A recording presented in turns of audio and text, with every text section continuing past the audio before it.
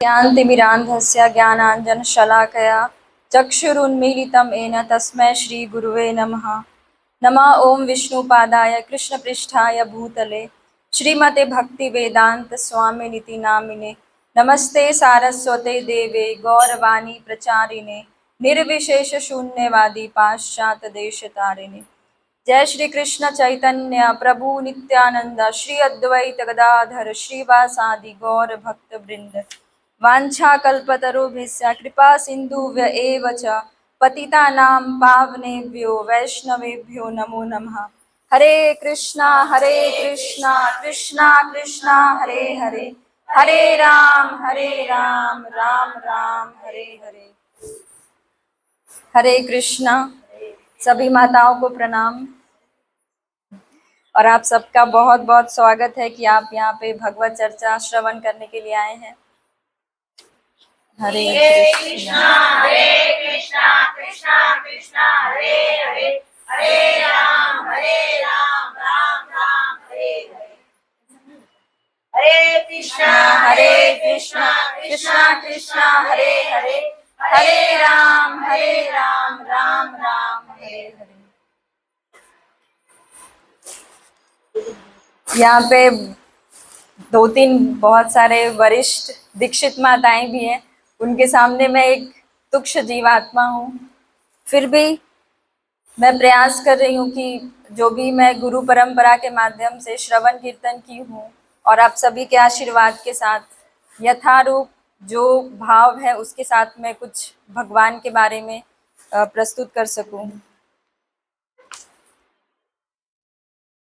हम सभी को यथाशक्ति श्रवण और कीर्तन करना चाहिए। अभी हम सब यहाँ पे इकट्ठा क्यों हुए? क्योंकि हम भगवान के बारे में कुछ श्रवण कर सके, कीर्तन कर सके। तो जितनी हमारी क्षमता है उसके हिसाब से हमें श्रवण कीर्तन करना चाहिए। श्रवण का मतलब क्या हुआ कि जैसे हम भगवान के बारे में शास्त्रों से या किसी वरिष्ठ भक्त से, गुरु से, उनसे जो हम सुनते हैं उसको श्रवण कर कहते हैं। कीर्तन का मतलब हुआ कि जो हमने सुना उसको यथारूप हम किसी और व्यक्ति के सामने भगवान का ग्लोरिफिकेशन करते हैं, भगवान का गुणगान करते हैं, उसको कीर्तन कहते हैं। तो जितनी हमारी शक्ति है वो हमें करना चाहिए। हमें क्यों करना चाहिए? क्योंकि इससे भगवान प्रसन्न होते हैं। अंततः हम ये सारी चीजें क्यों कर रहे हैं? क्योंकि भगवान हमसे प्रसन्न हो सके, खुश हो सके। भगवान प्रसन्न होते हैं, हमारे गुरु के आदेश का पालन होता है, हमारे गुरु हमसे प्रसन्न होते। पूरी गुरु परंपरा हम पे कृपा, हम पूरी गुरु परंपरा से हमें फिर कृपा प्राप्त होती है। आज का दिन बहुत ही शुभ है, बहुत ही पावन पवित्र दिवस है, एकादशी है। एकादशी तिथि को माधव तिथि भी कहते हैं, भक्ति जननी। मतलब इस दिन हम जितनी ज्यादा भगवान की भक्ति करेंगे उतना ज्यादा हमें फल प्राप्त होता है। भक्ति में हमारी जो भक्ति है वो तीव्रता से होती है। हम जो भी कार्य करेंगे भगवान हम पे कृपा बरसाते हैं। अगर शास्त्रों के हिसाब से देखें तो पद्म पुराण में एकादशी की महिमा आती है। उसमें नारद मुनि जी शिव जी से पूछते हैं कि आप हमें बताइए कि कौन सा व्रत सबको करना चाहिए, कौन सा व्रत है जो सर्वश्रेष्ठ है। तो शिव जी इसके उत्तर में बताते हैं कि यही प्रश्न एक बार युधिष्ठिर महाराज भगवान कृष्ण से पूछते हैं। तो भगवान कृष्ण उसके उत्तर में बताते हैं कि जितने भी व्रत हैं, हम जितने भी व्रत करते हैं, सभी व्रतों में जो सर्वश्रेष्ठ व्रत है वो एकादशी का व्रत है। इसे व्रतों की महारानी कहा जाता है। और हम अभी जो भी करते हैं ना, हमारे भाव होते हैं या हम अपने मन से करते हैं वो ठीक है, लेकिन बेस्ट तरीका है, सबसे सर्वश्रेष्ठ तरीका है कि हम शास्त्रों के माध्यम से सुने कि शास्त्रों में क्या है। हमें शास्त्रों के आश्रय में जाना चाहिए। मतलब शास्त्र मतलब भगवत गीता हो गई, श्रीमद् भागवतम हो गया, उसमें क्या लिखा है। शास्त्र का मतलब होता है साक्षात भगवान की वाणी। शास्त्र कहने का मतलब है कि जो भगवान कह रहे हैं, जो भगवान इंस्ट्रक्शन दे रहे हैं, जो भगवान चाह रहे हैं कि हमें कैसे भक्ति करनी चाहिए, भगवान के उपदेश हो गए, भगवान के संदेश हो गए, वो साक्षात शास्त्र में वर्णन होते हैं। तो हमें अपने मन के हिसाब से ना चल के शास्त्रों के हिसाब से, उनके शास्त्रों के आश्रय में रह करके भक्ति करनी चाहिए। अभी भगवत गीता में भगवान बताते हैं, भोक्तारम यज्ञ तपसाम सर्वलोक महेश्वरम सुहृदम सर्वभूतानाम ज्ञात्वा माम शांतिम ऋक्षते। इसका मतलब ये है कि जो भी हम यज्ञ करते हैं उसके भोक्ता परम पुरुषोत्तम भगवान कृष्ण हैं। जो भी हम तपस्या कर रहे हैं उसके भोक्ता भी भगवान कृष्ण हैं।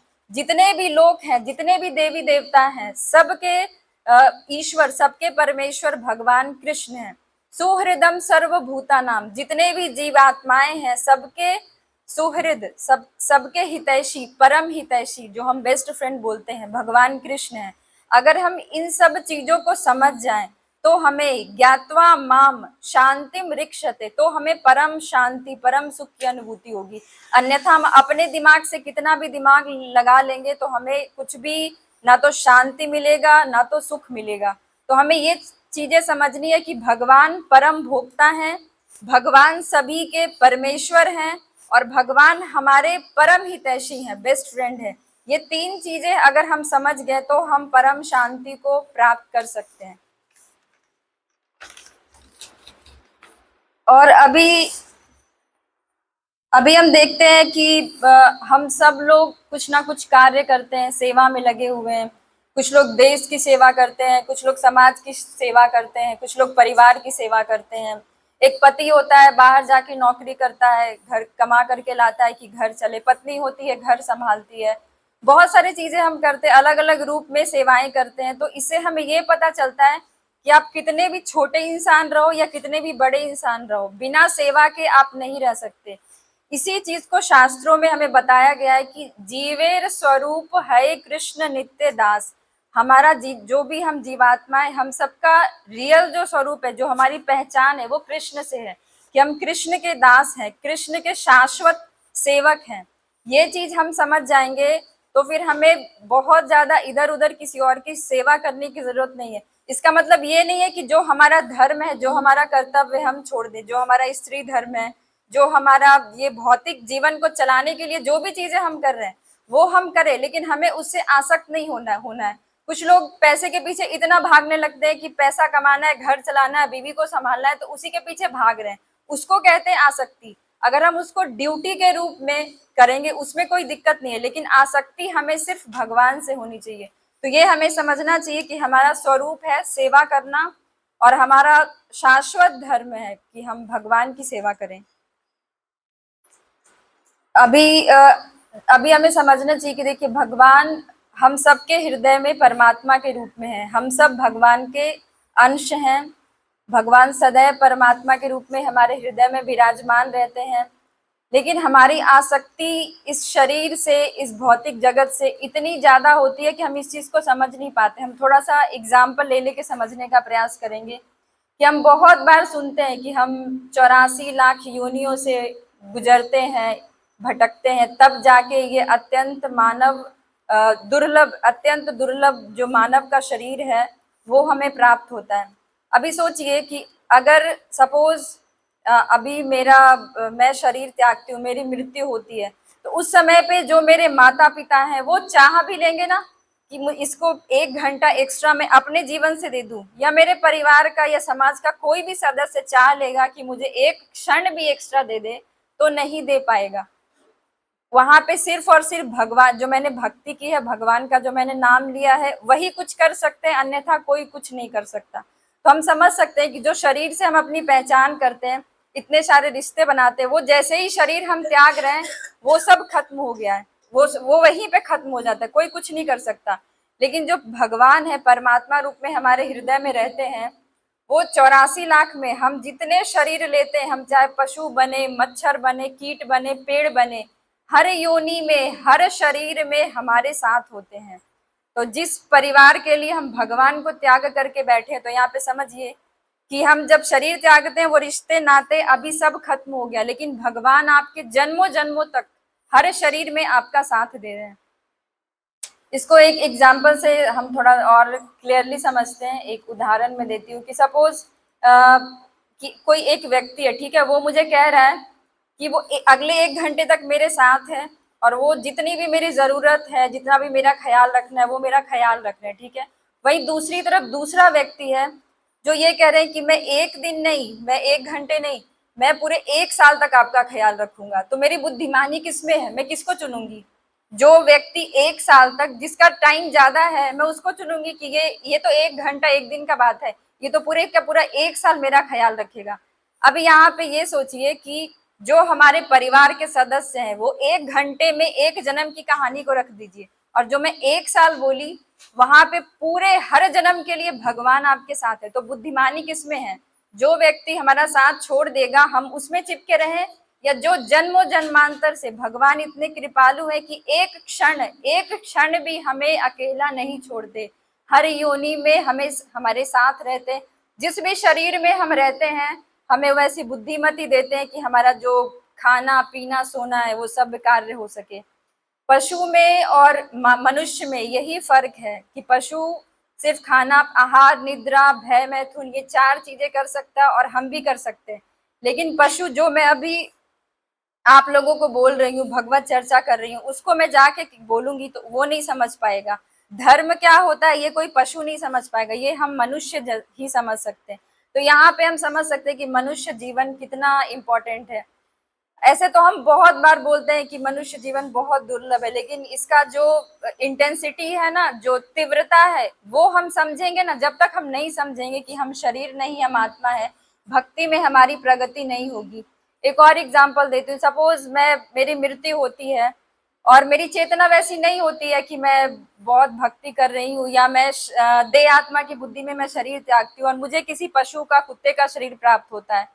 और उदाहरण के लिए ऐसा मान लेते हैं कि भगवान की कृपा हो रही है और मुझे याद है कि मैं थोड़ा बहुत भक्ति की थी, मैं पहचान भी रही हूँ कि ठीक है ये पूजा माता जी है, मैं पीछे पीछे आ भी गई और मैं बोल भी रही हूँ। कुत्ता कैसे बात करता है? वो जैसे मैं बोल रही हूँ वैसे बोल पाएगा। अगर अभी एक कुत्ता आके पूजा माता जी को कुछ बोलेगा तो वो समझ पाएंगी क्या? तो अगर मैं किसी कुत्ते के शरीर में जाती हूँ, मैं उस तरीके से बात भी करूंगी इनसे कि मैंने भक्ति की थी, मैं आपको जानती हूँ, ये कुछ नहीं समझ पाएंगी। एक शब्द उल्टा ये मार पीट के मुझे भगा देंगे बाहर। तो आप समझ रहे हैं मनुष्य जीवन का कितना महत्व समझे।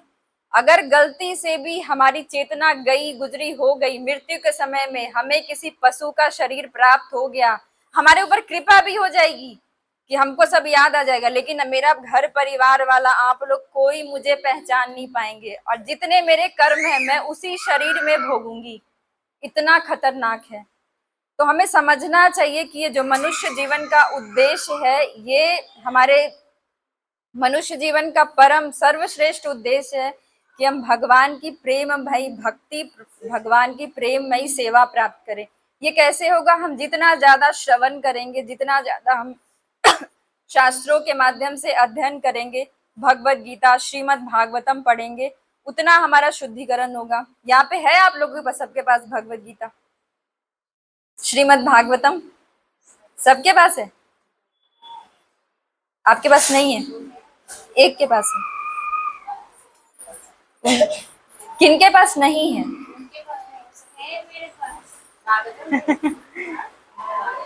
भगवत गीता, भागवतम, ये हम सब सनातनियों के घर पे होना चाहिए। श्रीमद् भागवतम साक्षात भगवान का ग्रंथ अवतार है।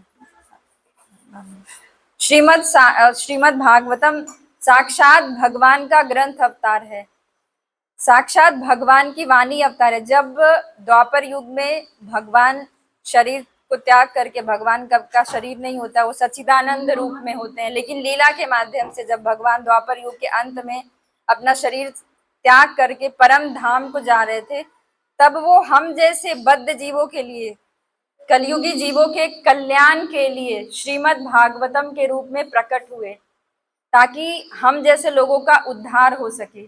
भगवान बहुत कृपालु हैं, बहुत दयालु हैं, कृपा के सागर हैं, लेकिन हम इतने गए गुजरे हैं कि हम उनकी कृपा लेना नहीं चाहते हैं। भगवान हमेशा समय समय पे गुरु के माध्यम से, शास्त्र के माध्यम से, हरि नाम के माध्यम से प्रकट होते हैं कि हम इन सब के आश्रय में जाएं और उनकी भक्ति करें, लेकिन हमारी मति बुद्धि उतनी चलती नहीं है।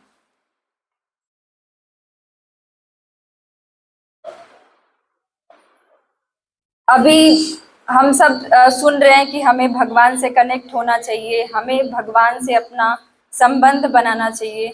तो हम संबंध बनाने के लिए, जैसा कि हम समझ रहे हैं कि हम ज़्यादा से ज़्यादा भगवान के बारे में श्रवण करें, भगवान के लीलाओं को सुने, उससे हमारा शुद्धिकरण होता है। गुरु के आश्रय में रह करके भक्ति करें। और सबसे अच्छा तरीका है जो हमारे शास्त्र और हमारे आचार्य बताते हैं कि इस कलयुग का धर्म है हरि नाम संकीर्तन। अगर हम कुछ नहीं कर सकते हैं तो हमें हमेशा हरे कृष्ण महामंत्र का जप करना चाहिए। शास्त्रों में आता है, ब्रह्मा जी कली संतरण उपनिषद है, उसमें ब्रह्मा जी नारद जी को बताते हैं एक श्लोक के माध्यम से, इति षोडशकम नाम नाम कली कलमश नाशनम नातः परतरो उपायः सर्ववेदेषु दृश्यते। इसका मतलब अर्थ ये होता है कि ये जो 16 शब्दों का जो मंत्र है, 16 शब्दों का मंत्र क्या है? हरे कृष्णा कृष्णा कृष्णा हरे हरे, हरे राम राम राम हरे हरे। ब्रह्मा जी बताते हैं कि ये जो 16 शब्दों का जो महामंत्र है, इसके अतिरिक्त कलयुग में और कोई उपाय नहीं है। क्यों नहीं और कोई उपाय है? क्योंकि इसके अलावा हम जो इस भौतिक संसार का जो दुख है, ये जो कलयुग का कलमश है, इसको हटाने के लिए कोई उपाय नहीं है। वो इतने विश्वास के साथ क्यों बोल रहे हैं? क्योंकि आगे वो कहते हैं, क्योंकि मैंने सारे वेदों का, सारे शास्त्रों का अध्ययन किया है, उसके अध्ययन के आधार पे मैं बता रहा हूँ कि ये जो भगवान का जो पवित्र नाम है 16 शब्दों का, इसके अतिरिक्त कोई उपाय नहीं है। ब्रह्मा जी कौन है? वो हमारे जैसे मंद बुद्धि के कोई व्यक्ति नहीं है। ब्रह्मा जी ने पूरे सृष्टि की रचना की है। जब सृष्टि की रचना हुई तो भगवान खुद उन्हें सारे वेद, सारे शास्त्रों का ज्ञान देते हैं।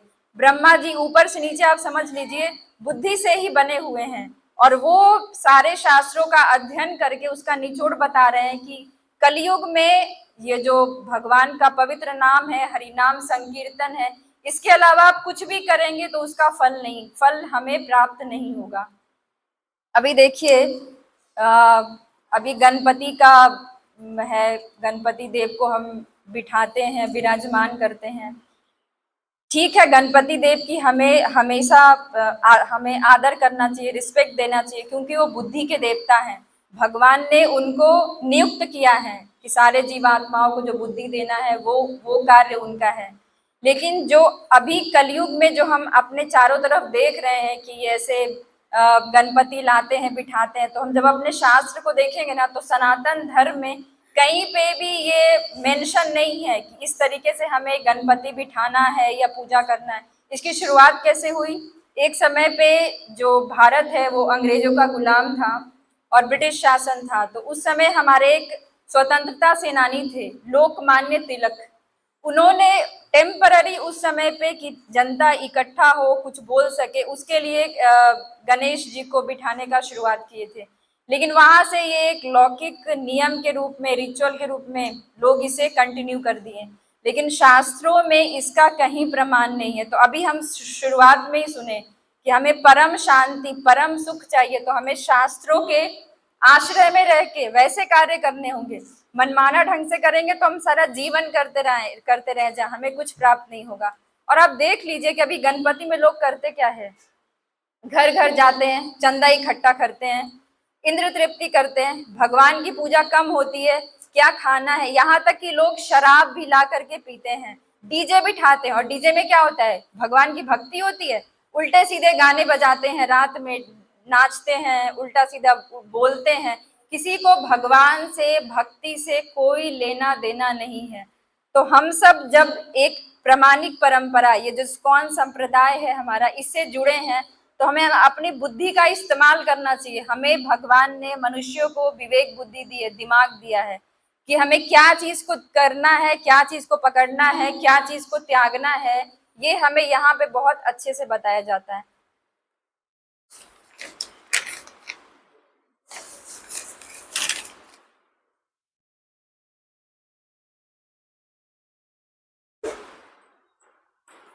श्रवण कीर्तन की महिमा पे जितना भी कहें कम है।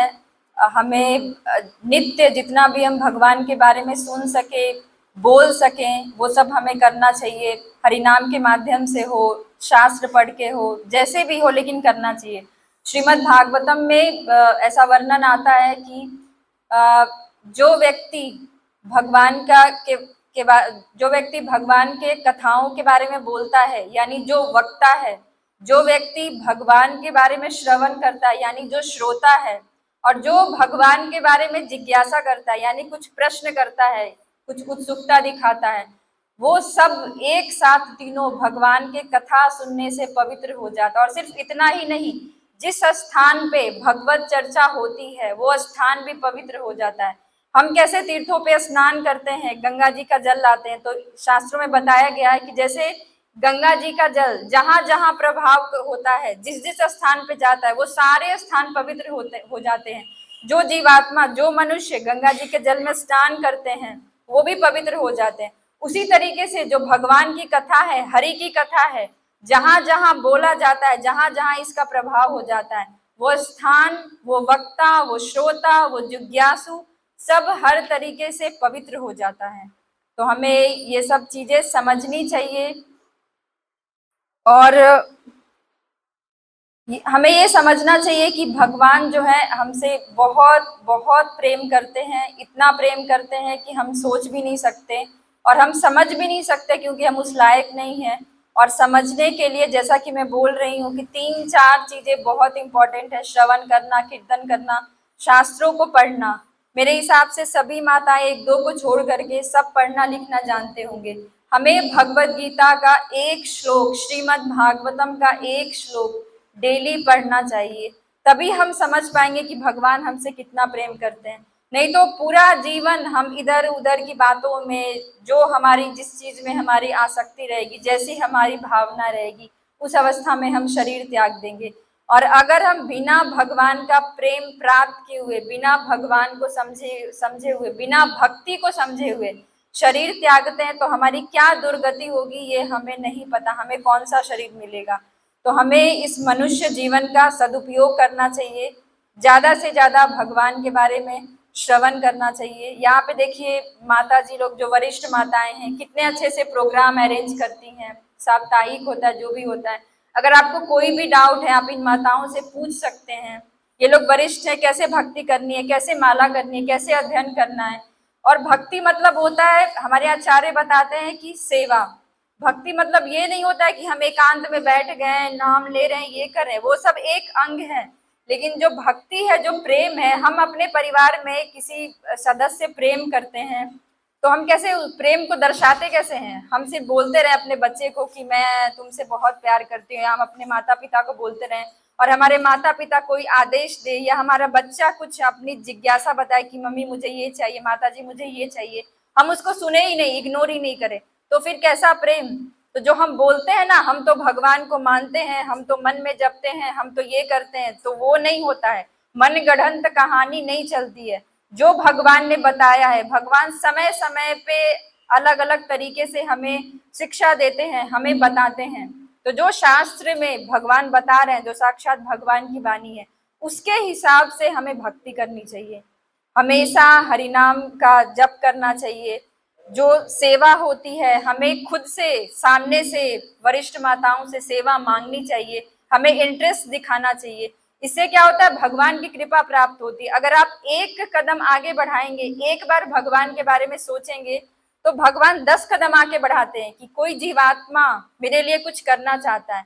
हमें ऐसा लगता है कि ये सब बैठे हैं, मेरे परिवार वाले वाले हैं, मुझे मेरे पति बचा लेंगे, मेरे बच्चे बचा लेंगे, लेकिन जब मृत्यु आएगी ना, कोई नहीं बचाएगा। जो हमने भक्ति की है, जो हमने भगवान का नाम लिया है, वही हमारे साथ जाने वाला है।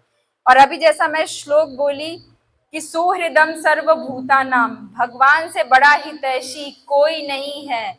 आप कितना भी सोच लो, विचार कर लो, भगवान से बड़ा हितैषी कोई नहीं है। लेकिन हमें इस चीज का रियलाइजेशन, आभास क्यों नहीं होता? क्योंकि हम शास्त्र नहीं पढ़ते, भगवान क्या बताते हम वो नहीं सुनते, इसलिए हम समझ नहीं पाते कि भगवान हमसे कितना ज्यादा प्रेम करते हैं। तो हमें अच्छे से, जो भक्ति के नियम हमें दिए गए हैं, हमें एक अच्छी परंपरा मिल रही है, एक अच्छा सोसाइटी मिल रहा है, इन सब का हमें लाभ उठाना चाहिए। हमें भक्तों का संग मिल रहा है। सूरत में अभी देखिए, बहुत जगह पे, जहाँ पे भी आप रहते हैं, हर जगह इतने सारे सेंटर्स हैं, भगवान की चर्चा होती है। आपके लिए बहुत सारे वरिष्ठ भक्त हैं, मैं खुद अभी नहीं हूँ, सभी माताएं जितने प्रभु जी हैं, आज तक किसी ने मुझे मना नहीं किया कि मैं कुछ पूछने गई या मैं कोई तकलीफ में हूँ, मैं बोलने गई तो मुझे मदद नहीं मिली। हर तरीके से वो हमारा मार्गदर्शन करते हैं। तो हमें खुद को बहुत ज्यादा सौभाग्यशाली समझना चाहिए। अभी इतने सारे लोग बाहर बैठे हैं, कोई गणपति में नाच रहा होगा, कोई कुछ कर रहा होगा, कोई किसी की सेवा कर रहा होगा, लेकिन सब नश्वर है। हमें ये फर्क करना पड़ेगा कि शाश्वत चीज क्या है और नश्वर चीज क्या है। शरीर से संबंधित जितनी चीजें हैं, जितने रिश्ते हैं, सब हमारे शरीर छोड़ते के साथ खत्म, कुछ नहीं जाएगा। आप कितना भी कुछ कर लो, पैसा कौड़ी धन दौलत रिश्ते नाते, कोई आपके साथ नहीं जाएगा। जो आपने भक्ति की है ना, अगर मैं 10% तक भक्ति इस जन्म में की, मैंने भगवान का कुछ नाम लिया, तो जो भी मुझे नया शरीर प्राप्त होगा मेरे कर्मों के हिसाब से, उसमें मेरी भक्ति 10%, उसके आगे से शुरू होगी। लेकिन अभी आप सोचिए, अभी मैं बहुत डिग्री ले ली, मैं डॉक्टर बन गई, इंजीनियर बन गई, बहुत पैसा कमा ली, मेरे पास एक बहुत बड़ा बंगला होगा, मैं शरीर त्यागती हूँ, तो अगला शरीर जो मुझे प्राप्त होगा उसमें वो सारी चीजें हमें नहीं मिलने वाली। हमें जीरो से शुरुआत, हमारी शुरुआत जीरो से होगी। तो हमें ये समझना चाहिए कि हम कहाँ अपना समय दे रहे हैं, हम कहाँ मेहनत कर रहे हैं। जो चीज शाश्वत है, परम है, दिव्य है, हमारे कल्याण के लिए है, हमें उस पर समय देना चाहिए। और आप सब लोग अभी पहली बार है तो मैं बहुत ज्यादा नहीं बोलूंगी, लेकिन मेन जो हमारे जीवन का लक्ष्य है, भगवान का जो प्रेम है, भगवान की जो सेवा है, हमें वो प्राप्त करना है। और वो हम चाहें तो हमें इसी जीवन में प्राप्त हो सकता है, अगर हम पूरे दृढ़ता के साथ, पूरे विश्वास के साथ, गुरु परंपरा को फॉलो करते हुए, अपने गुरु को फॉलो करते हुए, उनकी जो शिक्षाएं हैं उनको फॉलो करते हुए भक्ति करेंगे ना, तो भगवान हमें वैसी शक्ति बुद्धि विवेक देंगे कि हम भक्ति में बहुत आगे निकल सकते हैं। और एक चीज मैं बताऊं, जैसे आप लोग कभी ये मत सोचिए कि हम लोग तो माताएं हैं, गृहिणी है, घर में रहते हैं, हम बहुत पढ़े लिखे नहीं हैं या हमें दिन दुनिया का उतना ज्ञान नहीं है। कहीं भी किसी शास्त्र में ऐसा नहीं लिखा है। यहाँ तक कि भगवान ये कहते हैं कि जो कोई भी हो, उसका भाव, उसका हृदय सच्चा होना चाहिए। अभी ब्रज ललना माता जी को देख लीजिए, वो नहीं पढ़ सकती हैं अच्छे से, लेकिन उनका श्रीमद् भागवतम का जो वितरण करते हैं, कितना उत्साह है उनके अंदर। तो कैसे वितरण करना है, कैसे सामने वाले को क्या बोलना है, भगवान की महिमा कैसे समझानी है, वो बुद्धि विवेक उनको कौन दे रहा है? वो तो मेरे तरह किसी कॉलेज स्कूल में जाके तो पढ़ाई नहीं किए। तो ये समझना चाहिए, ये आ कहाँ से रहा है? ये उनकी श्रद्धा है, ये उनकी शरणागति है। जिस जिस परसेंटेज में जितना हम भगवान के प्रति शरणागति होंगे ना, उतना भगवान हमें बुद्धि विवेक देते हैं। ये भगवत गीता का श्लोक है। जिस हद तक हमारी शरणागति होगी, हम भगवान के को समझेंगे, उतना ज्यादा भगवान हमें बुद्धि देते हैं कि हम भक्ति के कार्यों को कैसे कर सके। तो पूरा सार यही है कि हमें एन केन प्रकारेण मनुष्य जीवन की दुर्लभता को समझना है। अत्यंत दुर्लभ शरीर है, और सिर्फ बोलना नहीं है, सुनना नहीं है, इसको फील करना होगा। मैं आऊंगी, बोल के चली जाऊंगी, आप भी सुनेंगे और 10 माताएं बोलेंगी, लेकिन जब तक हमारे अंदर वो तीव्रता नहीं आएगी ना, भक्ति में हमारी कोई प्रगति नहीं होने वाली है।